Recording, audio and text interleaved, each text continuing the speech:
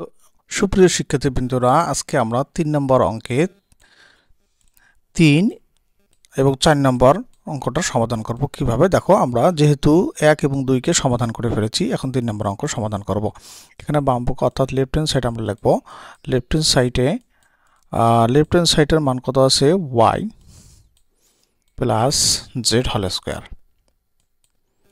y plus z whole square, আমরা whole square লিখে ফেললাম। এরপরে দেখো y এর মান কত, আমাদের কত দেওয়া আছে 5 লিখলাম, প্লাস z এর মান কত, z এর মান আছে 2 লিখে ফেললাম। এরপর ব্র্যাকেট ক্লোজ করে স্কয়ার দিয়ে দেব। তাহলে 5 আর 2 কত হয়? 7। তো 7 এর উপর আমরা যদি স্কয়ার করি তাহলে কত হবে? 7 7 49। তাহলে আমার বাম পক্ষের কাজটা শেষ হয়ে গেল। এখন আমরা রাইট হ্যান্ড সাইডে কিভাবে করতে পারি দেখি। রাইট হ্যান্ড সাইডে আমাদের কি আছে? y square plus 2yz plus z square. দেখো বন্ধুরা, y এর মান কত? 5, আমি 5 লিখে ফেললাম, তারপর স্কয়ার, তারপরে প্লাস আছে, প্লাস চিহ্ন দিলাম, এই যে প্লাস চিহ্ন দিলাম, তারপর 2 আছে, 2টা দিয়ে দিলাম। এরপরে y এর মান কত আছে? 5 দিয়ে দিলাম। তারপরে কি আছে? z এর মান কত? 2 দিয়ে দিলাম। তারপরে প্লাস আছে, আমি আবার প্লাস করে দিলাম, z এর মান 2 দিয়ে দিলাম, z এর উপর স্কয়ার আছে, এজন্য স্কয়ার। আশা করি বুঝতে পেরেছেন। এখন 5 5 কত হয়? 25।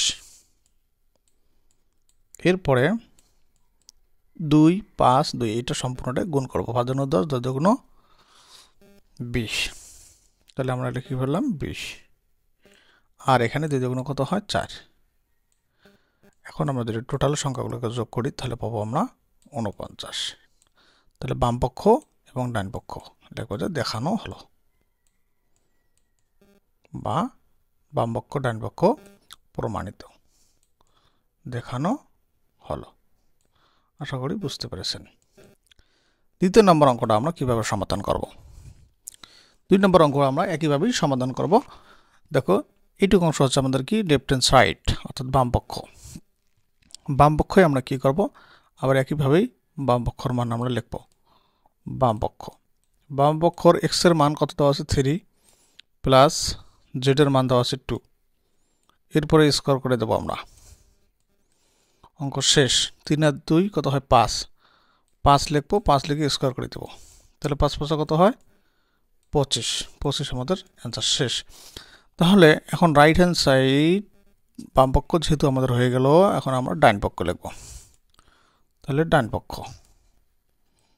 পক্ষে দেখো বন্ধুরা, x এর মান কত?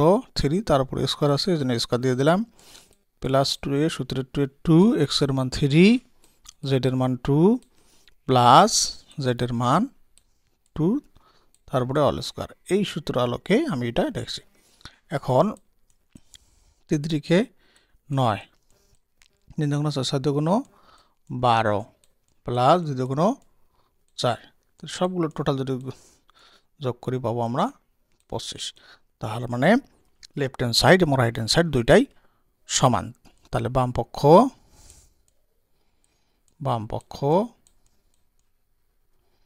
সমান সমান ডান পক্ষ প্রমাণিত।